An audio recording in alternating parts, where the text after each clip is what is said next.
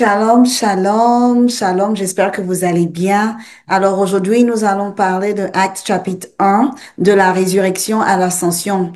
Vous serez mes témoins, le commencement de la mission de l'Église. Alors bonjour à tous et bienvenue dans cette nouvelle série d'études bibliques. Ce mois-ci, nous allons lire ensemble le livre des Actes des Apôtres un chapitre par jour. Le livre des Actes raconte comment le message de Jésus-Christ s'est répandu dans le monde entier. Et moi, je suis Ira Marie. Bienvenue encore. C'est un livre sur la puissance du Saint-Esprit, une puissance qui agit à travers des hommes et des femmes ordinaires transformés par la foi. Petit conseil pour rester fidèle à cette lecture quotidienne. S'il vous plaît, utilisez l'application YouVersion de la Bible ou une application de la Bible. Vous pouvez lire ou écouter le chapitre par jour et même activer des rappels pour ne pas oublier. On ne vous rappelle pas pour manger à midi, pour avoir le dîner. Vous savez exactement à quelle heure vous devez manger, à quelle heure vous devez prendre votre bain. Et ça, c'est la nourriture spirituelle. Donc vraiment, faites tout pour pouvoir vous organiser afin de pouvoir lire au moins un chapitre par jour. Alors, prenons nos Bibles et découvrons ensemble le chapitre 1 de la résurrection à l'ascension. Alors, la première partie, l'histoire continue. Nous parlons de Actes chapitre 1, verset 1 à 3. L'auteur des Actes est Luc. Il a commencé en disant, Théophile, j'ai parlé dans mon premier livre de tout ce que Jésus a commencé de faire et d'enseigner dès le commencement jusqu'au jour où il fut enlevé au ciel. Le mot commencer, il a commencé d'abord, est très important. Il montre que ce que Jésus a initié sur la terre continue à travers ses disciples.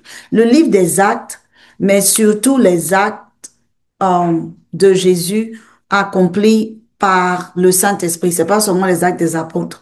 Pendant 40 jours après sa résurrection, Jésus est apparu à ses disciples. Donc, il est resté avec eux pendant 40 jours. Il était vivant, il mangeait avec eux. C'était une preuve qu'ils ont vu le Messie palpable. Il était là.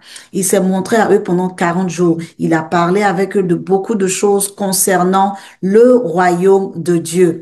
Ces 40 jours furent une période de préparation et de confirmation. Jésus a affermi leur foi et aussi leur a révélé la mission à venir. Donc, la deuxième partie, à partir du verset 4 au verset 8, nous parlons de la préparation des témoins. Avant de partir, Jésus leur donna deux instructions essentielles. Combien d'instructions? Deux. La première, attendre la promesse du Père. Il a dit, ne vous éloignez pas de Jérusalem, mais attendez ce que le Père a promis, ce que je vous ai annoncé. Les disciples avaient reçu l'enseignement, mais ils avaient encore besoin d'une chose, la puissance du Saint-Esprit.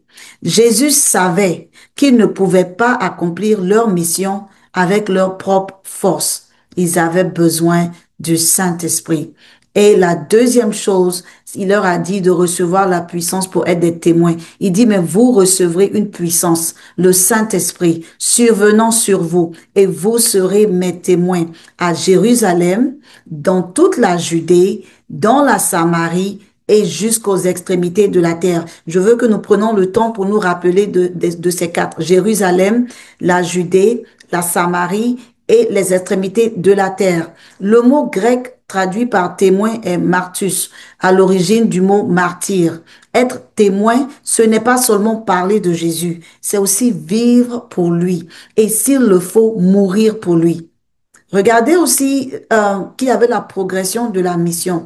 Jérusalem, cela s'applique à nous aussi. Quand on parle de Jérusalem, on parle de ton environnement proche, de ta famille, ton entourage, ton quartier. Quand on parle de la Judée, on parle de ta région, de ta ville, ça peut même être ton pays, là où tu es.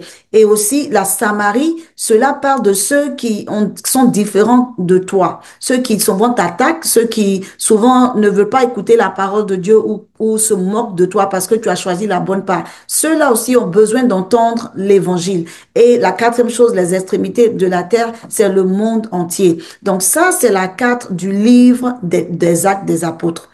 et encore aujourd'hui celle de l'Église. Donc, comme j'avais dit, Jésus a commencé et nous sommes en train de, il leur a montré le chemin et il continue de travailler avec nous au travers du Saint-Esprit. La troisième partie de la lecture parle de l'ascension de Jésus. Donc, nous voyons qu'à partir de Acte chapitre 1, verset 9 à 11, il dit, après avoir dit cela, il fut élevé pendant qu'il le regardait et une nuée le déroba à leurs yeux. Et les disciples restèrent là, les yeux levés vers le ciel, stupéfaits. Alors il y a eu deux hommes habillés en blanc qui leur ont dit, hommes galiléens, pourquoi vous arrêtez-vous et regardez au ciel? Ce Jésus qui a été enlevé au ciel du milieu de vous viendra de la même manière que vous l'avez vu allant au ciel. C'est un rappel pour nous dire que la même manière que Jésus est allé dans les airs, c'est comme ça qu'il va revenir. Donc, l'ascension de Jésus n'est pas un adieu, c'est un couronnement. Actuellement, Jésus est là-bas, il n'a pas disparu. Il est assis à la droite du Père et sa promesse demeure. Il reviendra. Actuellement, il est là-bas et il intercède pour nous. Il attend que le Père lui demande de revenir. Donc, si tu n'as pas encore fait la paix avec Jésus, je t'encourage. Parle à Jésus, va lui demander de rentrer dans ton cœur. Tu as besoin de lui parce que tu peux être gentil, tu peux tout faire. Mais si tu n'as pas mis Jésus dans ton cœur et tu l'as pas accepté comme Seigneur et Sauveur et tu ne suis pas ses lois, tu ne vas pas aller au paradis. Amen. Alors, ils étaient en train d'attendre. Après l'ascension, les disciples sont retournés à Jérusalem comme Jésus leur avait ordonné. Et en partant, la Bible dit qu'ils ont marché, ma Bible est en anglais, mais on dit qu'ils ont marché la distance du sabbat qui est demandé. En anglais, c'est half a mile. Donc, ils étaient tous d'un même accord. Ils étaient en train de prier avec les femmes, les hommes. Même la mère de Jésus, Marie, était là-bas. Les frères de Jésus étaient là-bas. Ils ne restaient pas inactifs. Ils priaient, unis dans la foi. Et durant ce temps d'attente, Pierre a pris la parole et les a guidés parlaient du Saint-Esprit ou du Seigneur, les autres dans le choix d'un nouvel apôtre pour remplacer Judas. Et le sort est tombé sur Matthias, qui fut associé aux 11 apôtres. Cette unité et cette obéissance ont préparé la venue du Saint-Esprit à la Pentecôte. Donc le Seigneur les a aidés, ils ont choisi Matthias, mais ils attendaient comme ce que le Seigneur Jésus leur a dit de faire. Alors contexte historique. L'auteur du livre, comme j'avais dit au début, Luc, c'est le même qui a écrit aussi l'évangile de Luc. Il était médecin et compagnon de Paul. Et ça a été écrit, je veux dire, quand je faisais mes recherches, vers 60 à 64 euh, après Jésus-Christ et probablement à Rome. Donc, le thème, ce sont les actes de Jésus-Christ par le Saint-Esprit dans son Église. Alors, les versets clés, c'est of course, comme vous le savez, acte 1, verset 8, la structure du livre. Comme je vous avais dit, Jésus a commandé que l'évangile soit annoncé à Jérusalem d'abord. Donc, acte chapitre 1 jusqu'au chapitre 7, nous allons voir comment l'évangile a été annoncé à Jérusalem. Du chapitre 8 au chapitre 12, nous allons comprendre comment l'évangile a été annoncé en Judée et en Samarie. Et puis du chapitre 13 au chapitre 28, nous allons voir comment le livre a été, le gospel, l'évangile a été annoncé aux extrémités de la terre. Amen. Donc, nous devons aussi appliquer cela. Jérusalem, c'est ta maison, ta famille. Judée, Samarie, c'est ta ville. Samarie, ce sont les gens qui s'opposent à ta foi et aussi les extrémités de la terre. Tous ceux-là font partie de la moisson de Jésus et ont besoin d'entendre l'évangile vrai. Alléluia. La leçon qu'on peut tirer du chapitre 1, c'est que la foi devient réelle dans l'expérience. Les disciples ont vu le Christ ressuscité, leur foi est devenue inébranlable.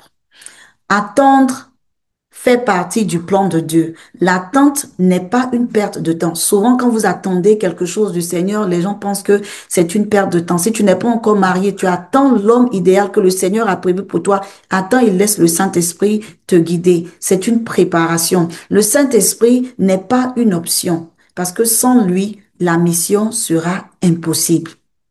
Le témoignage commence là où tu es. C'est très important, bien-aimé. Avant de parler d'extrémité de la terre, avant de parler de tout le monde entier, de l'évangile, ça commence chez toi à la maison. Si tu es marié avec tes enfants, ton mari, il doit voir Jésus dans ton comportement. Il doit voir que tu marches avec le Saint-Esprit. C'est tellement important. Et la puissance de l'Église est spirituelle. Elle n'est pas politique.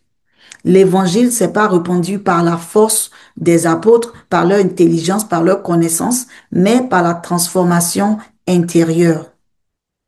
Maintenant, je vais partager un mot sur le témoignage et la confession. Le mot grec traduit par confesser dans 1 Jean 4, 2 est homologeo, qui signifie être d'accord, reconnaître, proclamer publiquement. Confesser Jésus-Christ, c'est le reconnaître comme Seigneur et vivre en accord avec lui. Une véritable confession est donc une vie semblable à la vie de Christ par la puissance du Saint-Esprit en nous. Être témoin, c'est vivre de telle manière que la vie parle avant tes paroles. Quand on te voit, on doit voir Jésus au travers de ta vie. Quand on te voit, tu dois être cette lumière du monde, ce sel de la terre. Alléluia. Et nous allons prier pour que le Seigneur continue cette œuvre-là en nous, qui nous apprend à attendre l'Esprit Saint, qui nous apprend à dépendre de sa puissance, à ne pas dépendre de notre intelligence. Seigneur, merci pour ta parole. Nous avons lu Actes chapitre 1 et nous prions, Seigneur, que tu nous inspires, tu nous donnes de pouvoir nous accrocher à toi, à t'obéir, à quitter notre zone de confort et à attendre ta puissance, ta présence et ta direction. Merci encore de nous parler en ce jour. Nous plongeons tous les autres chapitres que nous allons lire dans le sang de l'agneau. Seigneur, souviens-toi de tous mes frères et sœurs qui sont en train d'écouter ce message. Bénis-les, souviens-toi d'eux, que durant la lecture de ce message, les écailles tombent de leurs yeux, les écailles tombent de nos yeux, que tu nous parles et que tu nous guides sur le chemin étroit. Car ta parole est une lampe à nos pieds, une lumière sur notre sentier. Et sans cette lumière-là, nous ne pouvons pas marcher sur cette terre sans avoir cette paix que tu donnes. Merci encore de nous rappeler que c'est toi qui guides toutes choses et que sans ton esprit, nous ne pouvons rien faire. Reçois la gloire, reçois la magnificence. Au nom puissant de Jésus, nous t'avons prié. Amen. Que le Seigneur vous bénisse.